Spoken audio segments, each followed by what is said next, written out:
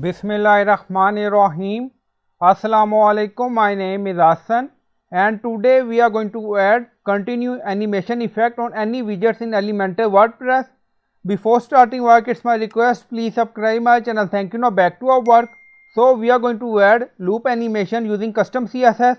We have text widget, button, image. So we are going to add continue animation. Now click on text widgets. On left side you see content style advanced. In advanced you see CSS ID or class. We are going to add CSS class. Now paste. So we add effect widget. So you can add class name according to your requirement. Now click on image and then you see advanced. So again click on it and then in advanced setting you see CSS classes. Now add effect widget. So you can add class name according to your requirement in any widgets of Elementor WordPress and then click on update. Now go to customize section and we are in additional CSS. Now paste and you will find this CSS in video description or in comment section. So we added at the rate keyframe and then you see loop effect and then you see percentage number and then you see transform translateX minus 5px. So you can add number according to your requirement like 15. So you can add any number on any percentage and then you see effect widget.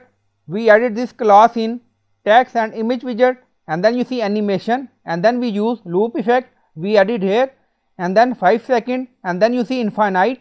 So click on publish. So this is loop animation. Now publish done. Go to website page and refresh the page. Now you see text widget, image widget. Now you see loop animation on text widgets and image widget. So we set time 5 seconds. Now back to custom CSS. Add here 1 second and then click on publish. Go to website page and refresh the page. Now you see. So you can add second according to your requirement. Now in custom CSS we are going to change time in second.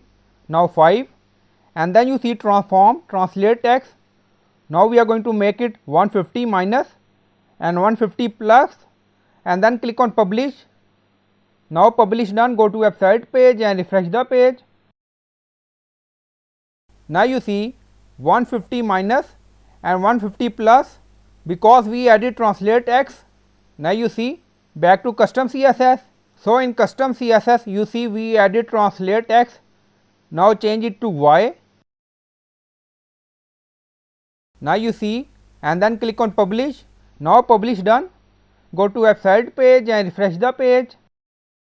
Now you see loop animation on Y axis.